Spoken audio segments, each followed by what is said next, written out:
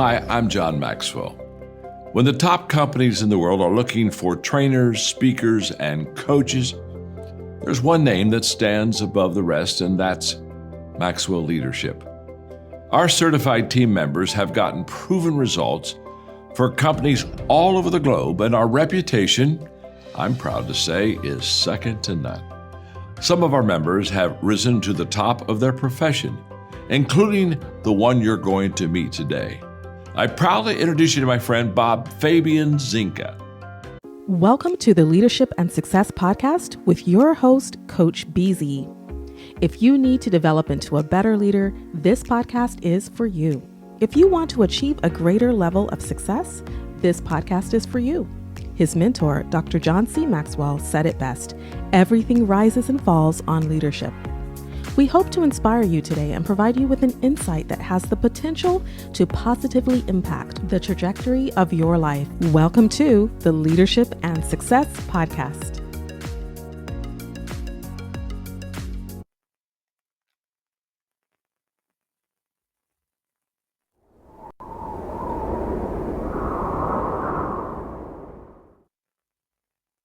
Imagine gaining the leadership skills that could redefine your career. Join Coach BZ on the Leadership and Success Podcast.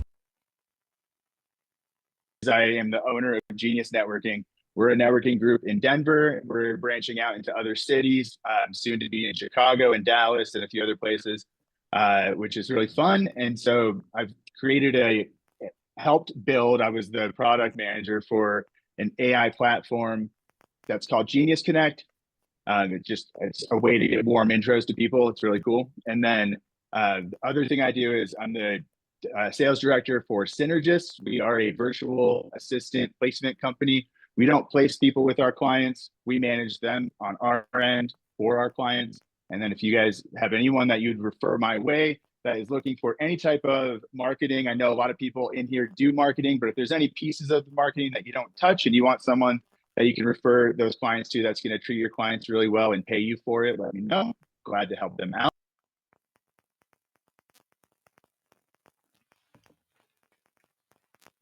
All right, everyone, this is Coach Busy. First, I want to apologize for running a little bit late today. Our technology wasn't working the way it's supposed to, but it looks like it is back and working now. So without any further ado, just to save on time, let's do have our moment of gratitude. That is very important to me. And as you know, the reason why I do this every time we meet is because in the military, it's about 21, 22 veterans who die every single day.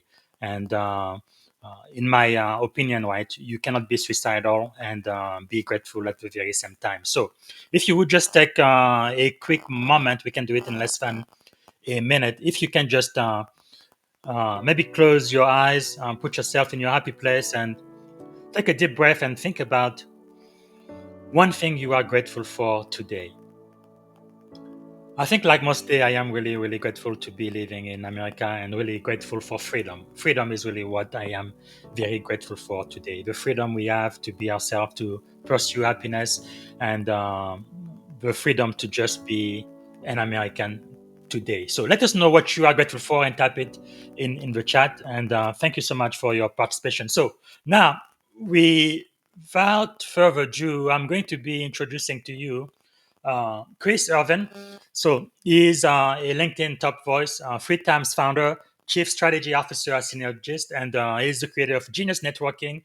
And he's joining us today to impact how authentic connection, scalable system, and servant leadership can transform career, companies, and community. So ladies and gentlemen, please help me welcome from Denver, Colorado, Chris Irving. Hey, Bob. All right, Chris, you should be coming on my screen now. Here we go. All right. So hey, glad to see you. we are going to make up for the time. So sorry for all of the technical challenges we had today. I've never had so much technical challenges. But first, to get started, what is one thing you are grateful for today, Chris? I'll keep it real simple, man. I'm just grateful I woke up this morning. Every day is another day to take advantage of and just explore the world and be awesome. And so it's another one of those. Even though it's raining here in Denver, I don't even care. It's an awesome day. Yes, that is so So true. Most of the time, I'm grateful I can just breathe. That's wonderful. So, what is one thing about you that most people may not know? Well, it's on my LinkedIn, so you probably could figure it out if you did any exploring about me. But I'm a drummer. I've been a drummer for almost my whole life. I started in 5th grade. My grandpa sent me his drum set in the mail from New York to Denver, and I was like, "Don't do that." He's like, "I have to. I must." And I was like, "Don't do it." And Wow. it showed up on my doorstep. 2 giant boxes. I set it up all wrong. He came to visit a week later, and he's like, "No, no." Wow. Like, yeah, yeah. So you pretty much taught yourself how to do it, no lessons or anything?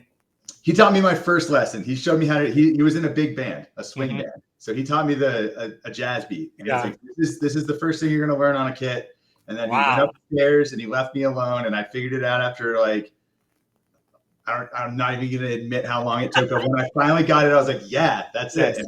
And he came down. He's like, "Yep, good job." I was like, "Sweet." That's wonderful. Wow. What a story. Can you tell us about your leadership journey? Yeah, for sure. So I've been a leader in sales for quite a long time. My path has been through many different products and many different uh, strategies and different types of companies, different types of sales orgs. But I've sold 401k plans.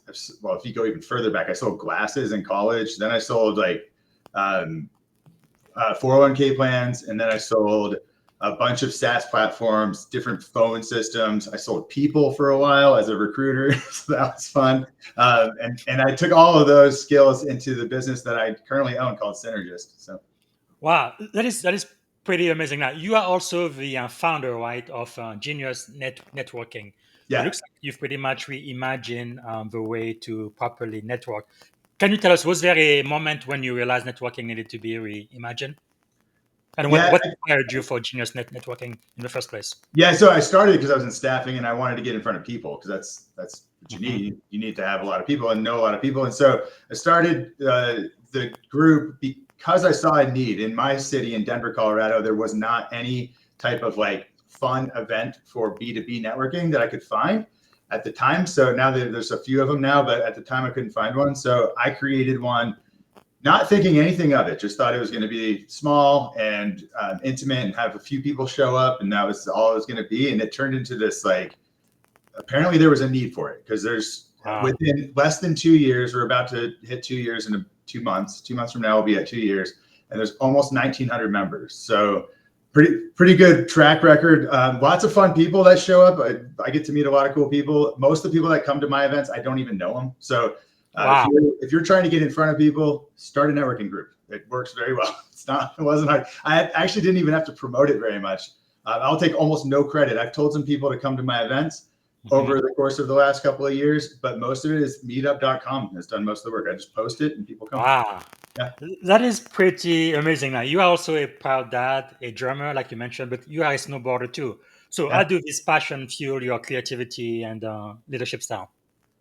Oh man. So especially being in a band, like every band I've ever been in, there's many of them. There are a lot of like rock and punk bands back in college days and beyond.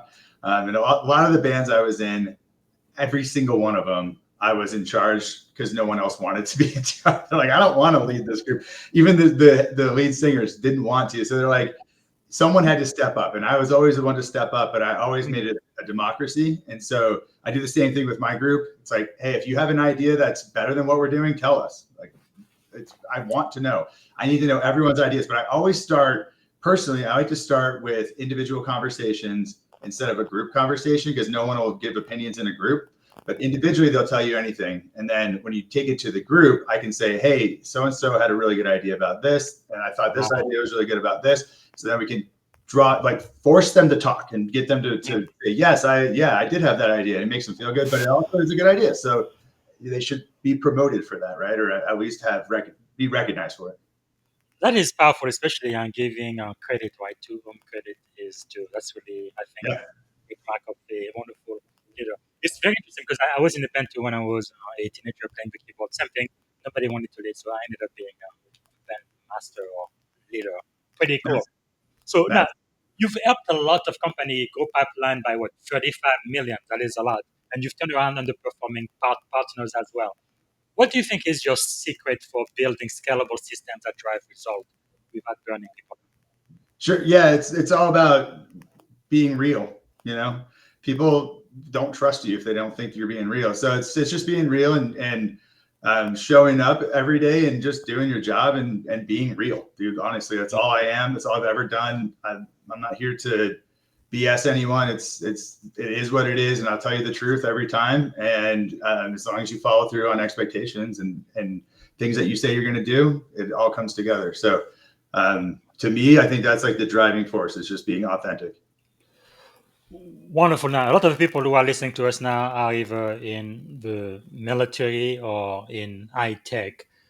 What practical advice would you give them for creating repeatable processes that empower their teams? So a lot of it is consistency, right? And I think most people will start something and then not see the results they're expecting, and so they'll give up, or they'll have something on a to-do list for a really long time, and then it just gets pushed down and pushed down, but it stays on the list because there's a reason, right, that it stays on the list. Like, you want it done, you just can't get to it because there's not enough time in the day. So repeatable processes, like, consistency is like redundant almost in what you just said, but I think that's really what it comes down to.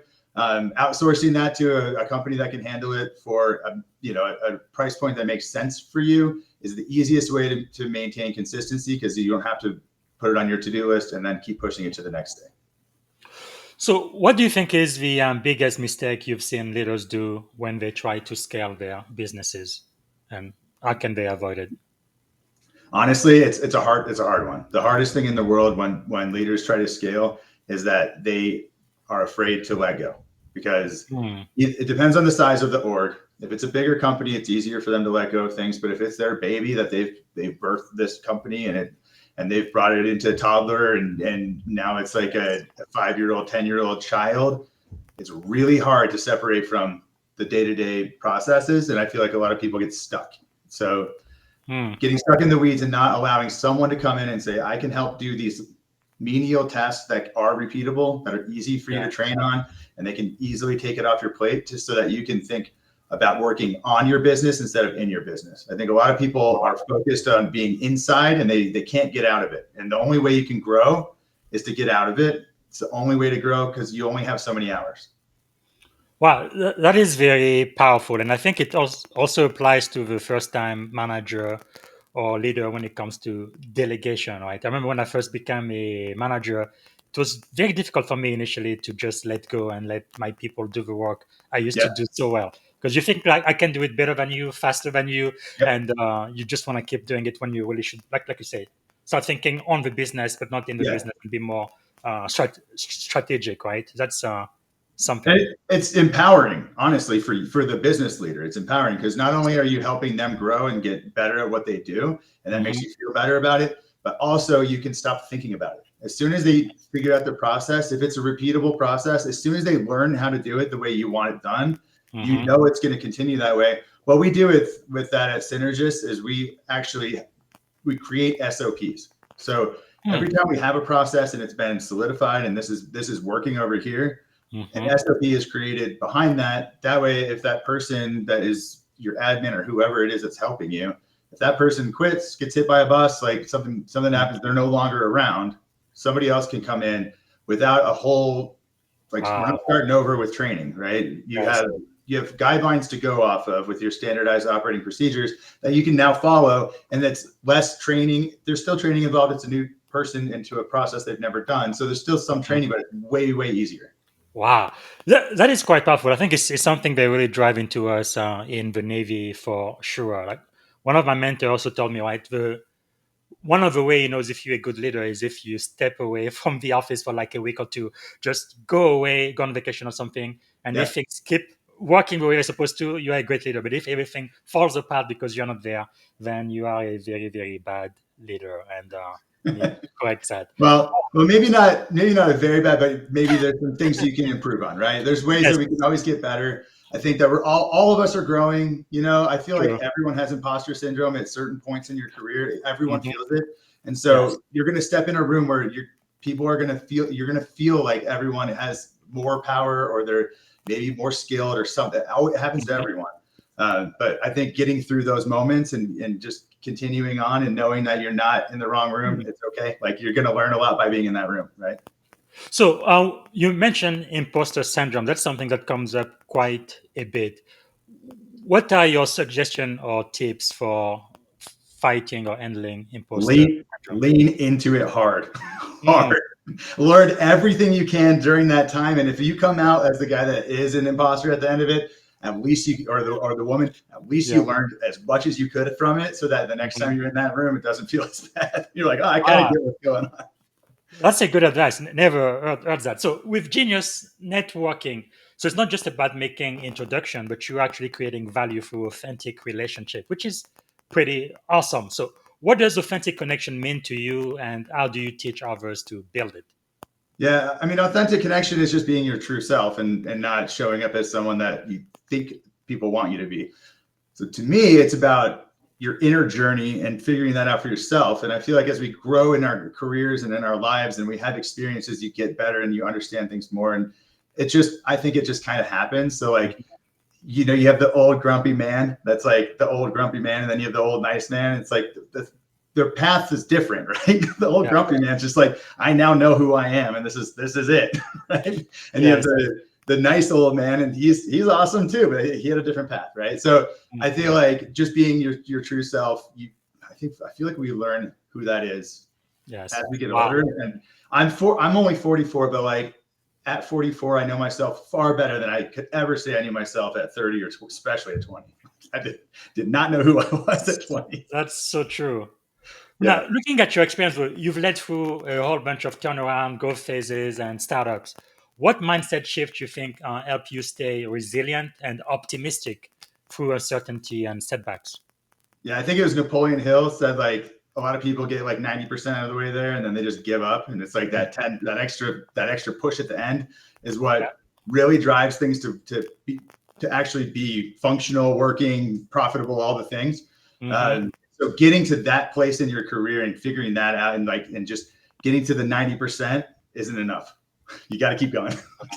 I just know that if you keep going, like for example, Cynergists, my company, is fairly new. We've been around for less than a year. We're a 9-month-old company.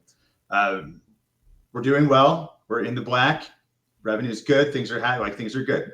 But it wasn't always that way for those 9 months, right? So getting to this place, we just had to keep pushing and trying different things. And like, how do we go to market with this idea we have? And so one of the things I would say is, had we given up at the 90%, which we're pretty much like, we're beyond that now, but had we given up, the fruit on the other side of that 10% of extra work is so much worth it. Just stick with it.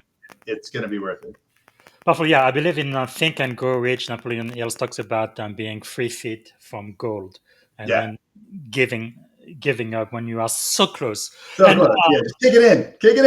Stay the course, kick it in. Another thing too is like Cynergists, I found this to be really cool. So I feel like a lot of people you're on social media and you're posting and you've got all this stuff happening. Your businesses, you have all these things happening, but you're not getting a lot of love online. There's a couple reasons for that. We don't have to get into too detailed, but if you're not getting likes, you're not getting shares, you're not getting comments, and you're asking for those things, but it's not happening, it doesn't really matter right now. I feel like the environment that we're in with social media is that there's too much supply. AI has made it easy for us to create this content. So a lot of people are pushing content all day long. And what ends up happening is less people are seeing it, but you're getting less likes and stuff because there's too much stuff out there. Supply is high, demand's down. What I will tell you though is with Cynergists, we post daily. We post many times a day on all platforms. We are out there, right? I have a marketing part of my staff is marketing, that they do our marketing for us. I was in a conference in Orlando a week or 2 weeks ago. I was at a conference. 3 people came up to me and said, "Oh, you work for Cynergists." I know that company. One of them lived in Canada. 2 of them lived in Florida. And I live in Denver. And I was like, amazing. What we're doing online is working. We don't get a lot of love. We're not seeing the traction. I'm not seeing it. We see the impressions and it's working, but people know who we are. So the brand recognition is there, which is super cool. So if you're putting out a lot of social media and you feel like you're not getting anywhere and it's going into a void, don't worry. Just keep going. Keep doing it. So consistency again. Now you've mentioned AI. So how do you see AI, automation, and remote work kind of shaping the future of company like Synergists, like marketing, networking, and business growth? It's completely different. Yeah, AI is taking over. It does everything that, on marketing, for example, we used to have to figure out who an avatar was. Who is it that you need to sell to?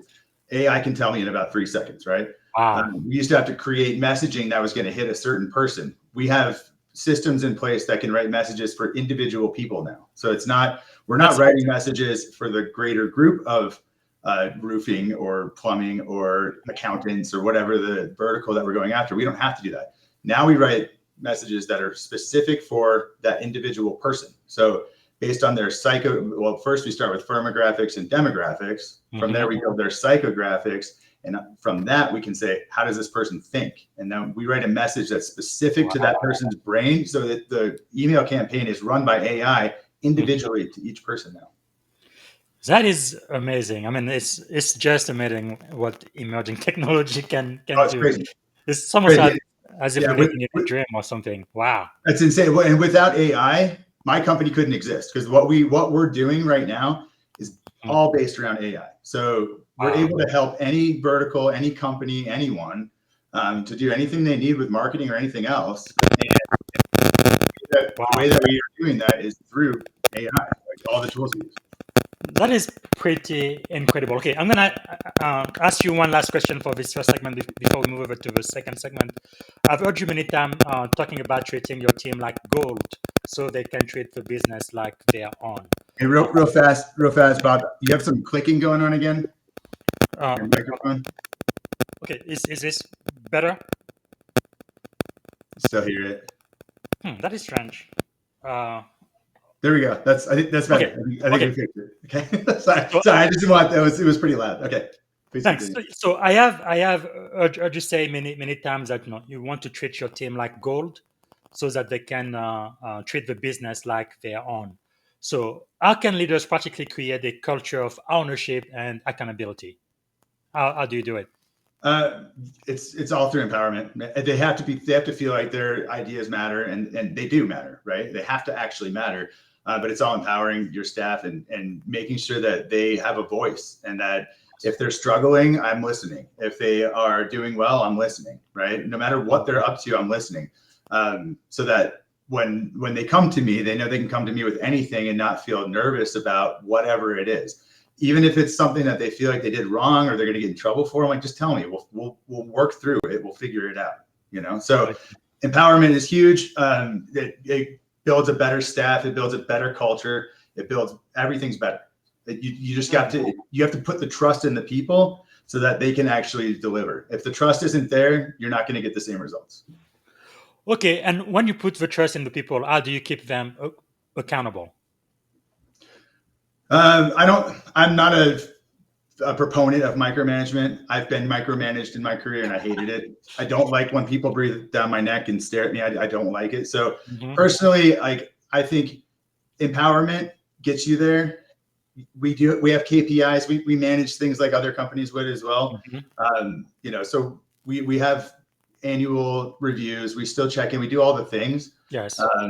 I don't believe in micromanagement. So personally, like keeping them accountable is just based on KPIs. That's all we do. Okay, as long as they meet or exceed your standard. As long as they're close. Even if they're below, it's like, okay, it's a teachable moment. Like, that's fine. Not everyone's going to hit their KPIs, and that's okay. Yes. Some of it's out of their control. Like CSMs can't control retention every time. There's things out of their control. There's not much they can do sometimes, right? Wow. And so I realize that, and as a human, I know that everyone makes mistakes, and it's fine. We can work through it. Basically, you are using empathy and common sense as well. So that is wonderful. Okay, so we are running out of time. Let's go to the second portion of the podcast. These are questions I ask everyone. Actually, before I do, was there something else you wanted to say about Synergistic before we go to the second? Thanks. I appreciate the time to tell a little bit about what my company does. So we're taking a different approach to, I know that in the intro it said virtual assistants. We don't really place virtual assistants. It's not really what we do. we don't even like to call our staff that because that's not what they are. They're not just assistants. They're actually very highly trained, college educated. They live all over the world, and they're really, really smart, and they're really good at what they do. You can hire us as a company. You can pay a dollar amount per month and get access to everyone. So instead of saying, I need to pay for an admin for 20 hours a week, and I need to buy or pay for salary for a bookkeeper for a few hours and try to figure out how I'm going to manage that and see if I can even find someone to do that. And then I also need marketing done and all the things, right? So all the different departments, we manage all of them for you in-house. So they're managed by us for tracking hours, tracking payroll, and all that kind of stuff. And then on your end, you're managing processes and expectations of your staff. But they stay with us. We fire for you. We don't charge to hire. So you give us your skill set you care about. We will find the right people and bring them in and manage them on our end for you. And then you just have a monthly rate and you get access to the whole team. So that's how we manage it. That is amazing. Okay. All right. On to the second segment. What is the greatest lessons you have learned so far? Sorry. Greatest lessons I've learned so far? That's a loaded question. It is. I mean, I think the best thing that I've learned in my career is how to treat people. Like, honestly, it's like, I know how people want to be treated because I would want to be treated like that. And so that's probably the best lesson I've learned. I've been treated very poorly in past positions to the point where I was like, I think I probably have some like emotional distress still over it. This like still hurts me. So it's like, how do I not do that and make sure that we can grow and be a good organization and care about each other, Wow, that is powerful. Now, you've been extremely successful, like serial entrepreneur at least 3 companies that you've helped found. What do you think is the secret of your success? Oh, dude, grit. Working every hour of every day that I can. I have an 8-year-old daughter, so I spend as much time. If I'm with her, I'm with her. But other than that time of my day, it's always thinking about how to be better, faster, smarter, all the things that make business better. So it's constant grind, never ending. Very good. But that's also like, I like it. That's how my brain works. I enjoy that. So like, if that's not a path for everyone. And I get that. Some people want 40 hours and then don't tell me anything about work. Also fine. But if you're going to go down the path of starting companies, you can't do 40 hours. It's all the time. Makes sense. So what do you think is the greatest leadership advice you have ever received? Good question. Nothing comes to mind immediately. I think it's like all the things that I've said so far are all things that I try to implement as a leader. And I've learned all that throughout my career. So I wouldn't say there's any one thing. It's all of it. Actually, something that comes to mind is what we are taught in the Navy, right? Mission first, people always. So you really have to take care of your people, and your people will take care of the mission. Because from everything you've told me, you really care a lot about people and how they feel. No, even when I said, they need to meet or exceed expectations, you're like, no, even if they go below, that's okay. It's a teaching moment, see? So you're not accusing them and making them feel bad. It's like, hey, we can learn from this. You pretty much turn everything into a positive experience for your people. And that's really wonderful to see. Yeah, not to say that we don't have moments where things go wrong and we have to take action. Like that happens too. But we try our best to give people the benefit of the doubt and treat everything like a trainable moment in every scenario possible. Yes, right? yes. And then if it comes to it, and we have to let people go, or if we have to do things, it's part of business. No. Very good. Also reminded me of something Oprah said once. People will not remember what you said, but they will never forget the way you made them feel. Yep. So, but I think especially in Silicon Valley, I feel like we need to have a lot more emotional intelligence. But because I feel like our IQ is off the chart, but the way we treat people sometimes is not. We can do better. Let's just put it that way. Okay, so what are you learning right now? So I'm actually reading a book called Atomic Habits. It's a little bit older of a book, but it was actually recommended to me by my brother, and I was like, all right, I'll check it out. And I'm kind of stuck in that one right now. Lots of cool things that keep the grit, right? Keeps you going. And that's exactly what we've been talking about this whole time. It's like consistency and grit and staying the course. And so I'm probably speaking that way because I'm reading this book. So that's where my head's at. But it's true. All of it's real. Wow, fantastic. Now, I love to show this little coin here I have. On one side, it says success. On the other side, it says failure. So I believe success, failures are two sides of the same coin. We know about all of your successes, but how has failure shaped your life? Yeah, I mean, not everything works the first time. Not everything works at all, right? Some things don't ever work. So actually, one of them, you put a video at the beginning of this for a platform that I helped create called Genius Connect, which actually is no longer in service, like it's defunct, right? That platform I thought it had a really cool idea, but we had a great idea behind it, just didn't end up taking shape in the way that I expected. And then the market didn't want it in the way it was delivered. So interesting how that kind of stuff happens. But with that, it's just another thing that, okay, didn't work. That's all right. Dust it off, move on. Different iteration of a platform that's similar. We could try it. I haven't done that yet, but I'm busy with other endeavors right now. So for the networking group, it's called Genius Networking. If you're in the Denver area, we do events every month. Check us out on Meetup. But it's networking's awesome. Never going to end with that. Never going to stop that. But the app just didn't work. So I try my best just to move on. Like that's all you can do. Move on. So how do you build that resilience? Right, you almost have that thing where you just get back up and you keep going even if you have to come up with another idea. That's great, I guess. Some people call it that. How do you develop it? I think it's because I'm so busy with so many things that for me, I'm like I have other stuff I'm working on too.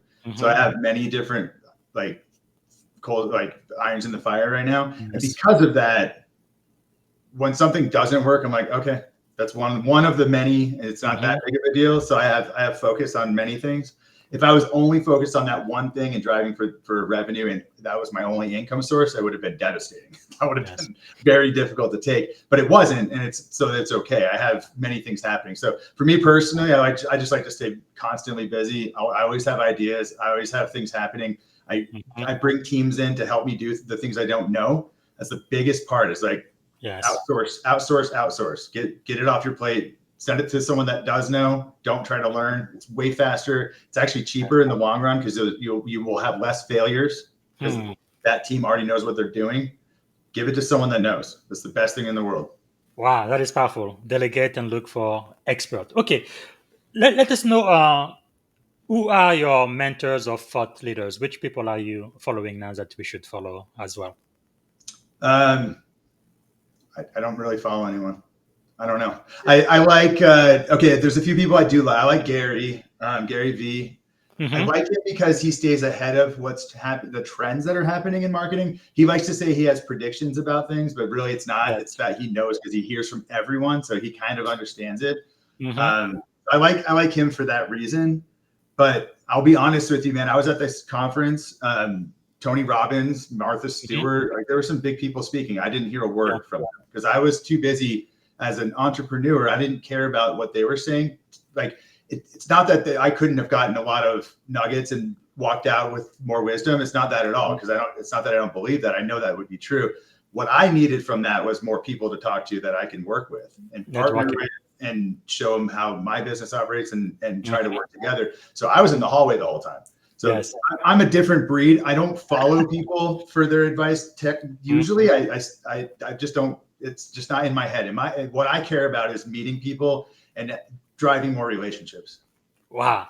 That is really, I think, a major key in your success, the authentic networking and really building a relationship instead of just being superficial, right? And also even on LinkedIn, you have more than 10,000 followers, which is really great. And you a top voice, like I said at the very beginning, which is pretty awesome. So how do you take that from face to face, like even the meetups you have in the Denver area? How do you translate that to social media? Is there maybe a couple of tips you could give to my audience? I don't do a lot on social media. I'm like the worst the worst guy to talk to, because like, it's funny because my company does a lot of marketing for our clients. Like we are an outsourced company. You send your business to you come to me for people. I place those people and you can have them for hours and they can do all this stuff. Right. Because of that, I've outsourced my social media. I don't even know what goes on it. Wow. All of it has been pushed away from my thoughts and my to-do list. So I don't want to think about it. It's too much. Awesome. So I don't know. I couldn't tell you. Again, good to the expert. Very great. Okay, so if you could choose 3 people to have dinner with, who would you choose and why? They could be alive, dead, or mythical figures. Barack Obama. Mm-hmm. Is it the same dinner? Yes, the same. They're all at the same dinner with me? Yes. Yeah, Obama and Trump. Mm-hmm. That would be an interesting conversation for sure. And maybe Clinton. I'll just put them all on the dinner. And be like, tell me why you don't like each other. Let's sort this out. yeah, that would be. I think I'd like to be a fly on the wall for that one. I'm not even the very political person. I just think it would be a very interesting conversation. Yes. And maybe we could come to like, who knows? Maybe they're friends at the end of this. I have no idea. Yeah. Who knows? So, as far as books, you already mentioned James Clear, Atomic Habit, a great book. I highly recommend that. Is there anything else you would recommend as far podcasts, music, movies, or YouTube? Yes, Scaling Up Success is my Cynergists. It's my brand podcast. So my business partner, Ryan Van Ornum, he actually hosts and runs this podcast. We bring on people that are from all walks of life. We've had NFL players, NBA players, WWE. We've had professional musicians. We've had some pretty cool people that have joined our podcast, and we ask them questions about like what they're doing with their business right now. How are you scaling up? So yeah, I would check that one out. Fantastic. What about movie or music? Any song or movies you recommend? I am 100% stuck on Connor Price right now and Nick D. They're like white hip hop rappers, and they're so good, so good. Oh, very good. Yeah, I would check those guys out for sure. All right, thank you so much. And what is one action you have taken that has positively impacted your life? I had a kid. It's like the best thing I've ever done. I had a kid, and my daughter's my life. Outside, I know I talk about work a lot, but that's what we're here for. Yes. When I'm not here and I'm not working, I don't think about it. I just spend time with her, and it's amazing. Yeah, yes. It's the best thing I've ever done. I definitely can relate to that. When we knew that our daughter was on the way, it really turned me from a boy to an adult, like overnight. Now I had to think not just about me, myself, and I, but what about this kid? What is she doing? Exactly. Yeah, exactly. Yeah. Like every night is focused on her. Every night, every weekend, it's all focused on her, right? Wow, that's wonderful. Yeah. So what is one action that you are thinking about taking that you believe will positively impact your life? Good question. Not sure. I'm constantly making changes and shifting things all the time. Like as the thing I would recommend anyone that's starting a company, has a company, is a serial entrepreneur, anyone, learn as fast as you can and shift as fast as you can, because learning tax is real and it costs a lot of money if you don't get out of it as fast as possible. So as soon as you see something's not working the way you would expect or hoped it would work, change it, drop it, do something, get away from it, because it's not going to help you. So that's where, like my company right now, we're making a pretty big shift. We're changing the way that we're going to market. Honestly, we've changed our whole strategy. So the conversation about that started 2 days ago. We already implemented it yesterday. Wow.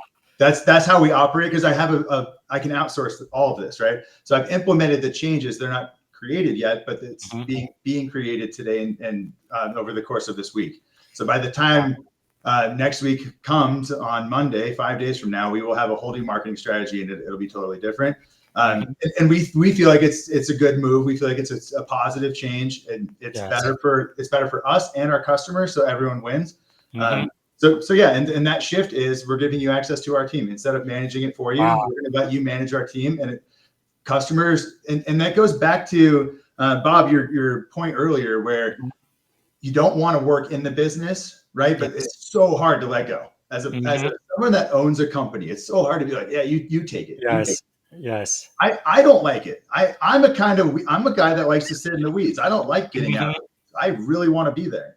But you as need soon as to. I pulled myself away from that and I stood up and saw that there's like this Yes. bigger thing happening, I was like, oh, that's actually more fun Wow. to think about. And so as soon as I got out of the weeds, it changed my view of everything, right? As it should. That's powerful. And that's what we're doing for our customers. We're letting them do the same thing. Get out of the weeds. Let me show you what it feels like when you get to stand up and get away from those weeds. It's so much more fun. Wow, that is really powerful. That's really something I learned when I came to Silicon Valley, right? Even the agile methodology of building software. Because in the military, sometimes with the waterfall method we use, maybe once a year, twice a year, we make changes. But in Silicon Valley, it's almost every day, like every week, they have sprints and stuff. It's just amazing. And getting data back and then making decision based on the data you receive and the feedback. And something isn't working, sunk cost, and you go to the next thing. Agility really allows you to be a lot more successful. Maybe fail faster, but then win a lot more too, I think. Yeah. Fail fast. Fail as fast as you can. As soon as you can fail, do it. Like, it's very important. Get those failures in. Get them in quick, right? As soon as you fail, you can actually start to gain. But there's no gaining until you fall down. You gotta fall down to stand up. Very good. So if you had one day and only one day to live, what would you have liked your final contribution to be? I would spend the whole day with my daughter, and I would make it a yes day. She could do anything she wants. Yes. Yeah, that is probably the most important thing in life, families and relationships. So when you wake up in the morning, what is one problem you would like to solve? Like I wear black t-shirts every day. I eat a bagel for breakfast every day. Like, everything I do is it's just easy. I don't make decisions about my life so that I can focus on my business. So whatever the problem is, it's going to be something that I'm fixing for my company every day. Very good. Wow. Yeah, you remind me of Steve Jobs, right? He didn't want to think about what he would wear, so he pretty much wore the same thing all the time, so he could just focus on innovation. That's huge, dude. Thank you. I appreciate that. That's a massive compliment. And I hope I can do anything even remotely similar to Steve Jobs. Yeah, I think the industry really misses them a lot because Apple, I don't know what happened, but they're way behind the able, like on artificial intelligence. They still have Series when everybody else is doing generative AI. Now they're thinking about partnering with OpenAI or something. It's like, where is the genius, the innovation? They used to be number one on everything, but I don't know. I guess they're gonna find their way soon. Okay, so this is pretty much it for the podcast. We have about 4 minutes left, so an important question for you is, how can we add value back to you? So I've got a couple of things I'm working. Like I said earlier, I have so many things, so many irons in the fire right now. One of them is Cynergists. So Cynergist.com, you can see on the bottom of the screen there. You can follow me on LinkedIn. Again, I don't post a whole lot on there, but I feel free to schedule time with me. If you want to talk about how you're scaling your business and how you're trying to get out of the weeds, I'm here to help. My staff at Cynergists can take over all of your to-do list. We can handle anything that's on there. Doesn't matter what it is, we can do it and do a great job of it. So check out our website. Yeah, thank you for throwing that up, Bob. And another thing aside from all of this that, Bob, I actually didn't even tell you about this. We actually have a nonprofit as well that's part of our brand. So it's called Millpreneur, and it's for military entrepreneurs. So if anyone here wants to check out what we're doing there, go to millpreneur.com, MILPRENUER.com. I had to think that one. And go see what we're working on there. We're helping military, anyone that is a veteran. It's hard to come back to civilian life, as any veteran would know. I'm not personally one, but my business partner, Ryan, is. So thank you for pulling that up. Yeah, millpreneur.com. And so reintroducing yourself or getting back to MILPRENUER.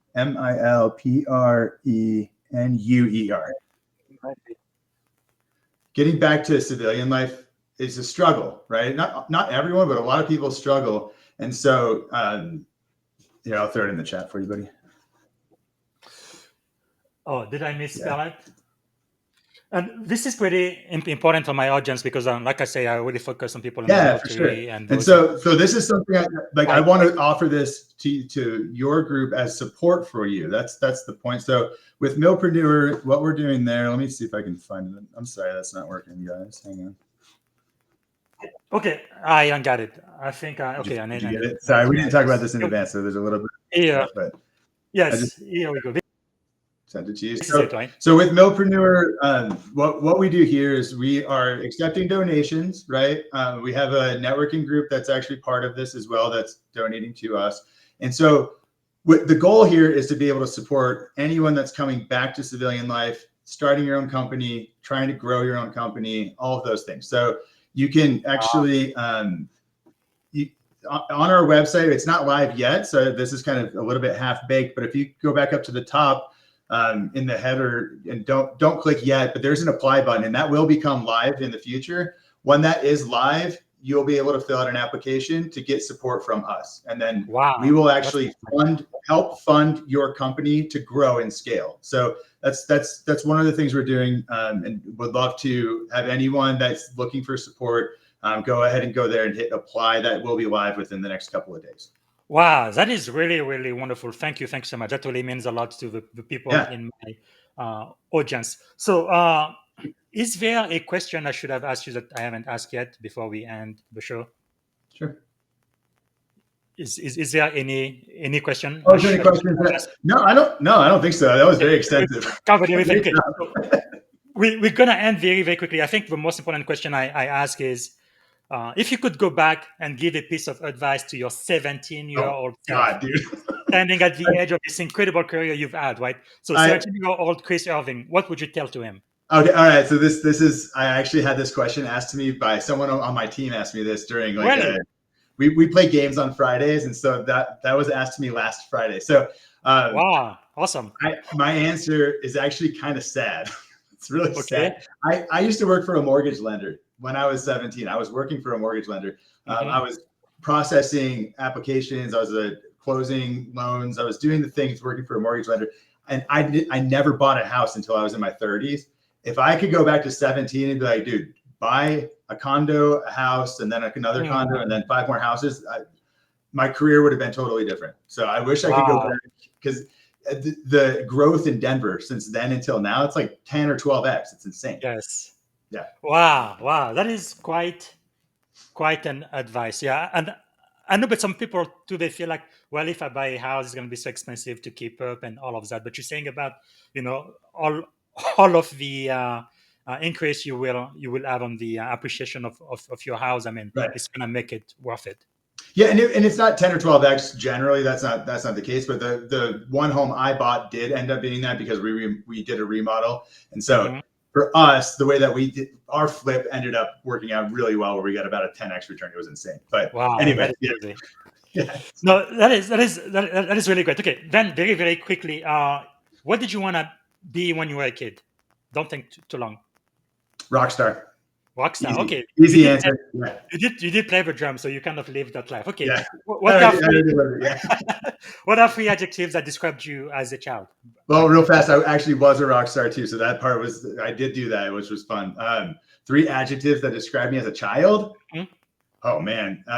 Really quick. Curious, adventurous. Probably playful. I can tell.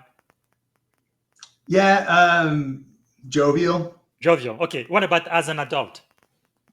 Curious, adventurous, jovial. Okay, same thing. Very good. Okay, very, very last question. What is the? I'm just an old child. That's good. That's wonderful. Yeah. What is one word that represents our shared experience on this podcast today? One word that comes to mind. One word. Exemplary. Okay, I think mine will be enlightened. You've really enlightened my. Oh, thank you. Thank you so much. And we didn't get any question for you, but a LinkedIn user, I don't know who, said thank you for your service. I think when we were talking about Millpreneur. So me too, thank you so much. And I really appreciate everything you do for the military community. I care a whole lot about those people. And it's not always easy, but we really owe it to people like you, Patriot, to really help us out, because some of my fellow veterans, they really need a lot of help to transition back into regular life. It's not easy. So, Not easy. all right. Thank you so much, Chris. I really Thank you. appreciate your time. So we went 3 minutes over, but I really enjoyed the time we spent today. And thank you so much for speaking to my audience today. I appreciate For it. sure. I thank you for having me on. It was a pleasure. It was very, very nice to see you again, and great questions, man. Thank you. Good. Thanks. All right, take Bye. care.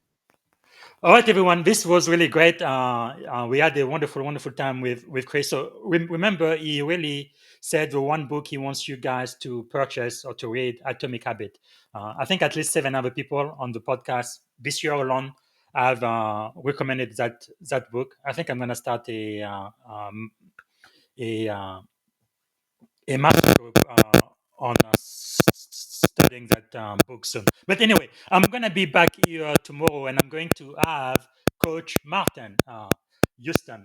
So he's going to be all the way from Tuscaloosa, Alabama, where I used to live. You do not want to miss it. He's a football celebrity over there. But yeah, so don't miss that tomorrow. And then later this week, I am going to have the one and only Sharon Lecter here on the podcast. She's the co-founder for the Rich Dad, Poor Dad brand. So she will be here. And I will also have Captain Select, Desmond Walker. He's really one of the best commanders in the Navy right now. And it's really wonderful to see people like him rising up from being enlisted all the way to commander and beyond. So you absolutely do not want to miss it. Okay, this is it for us today. And we're going to see you tomorrow. Thanks again for being here with us. Bye-bye. Thank you for listening to the Leadership and Success Podcast with your host, Coach BZ. If you like what you heard, please subscribe to our channels and come back for more wisdom nuggets on how you may develop into a better leader and achieve greater levels of success. Leadership is the most critical skill. The world will always need leaders to lead others, deploy the next disruptive technology, or execute a business strategy. You may as well decide on counting yourself among the 21st century leaders. See you right here next time on the Leadership and Success Podcast with Coach BZ.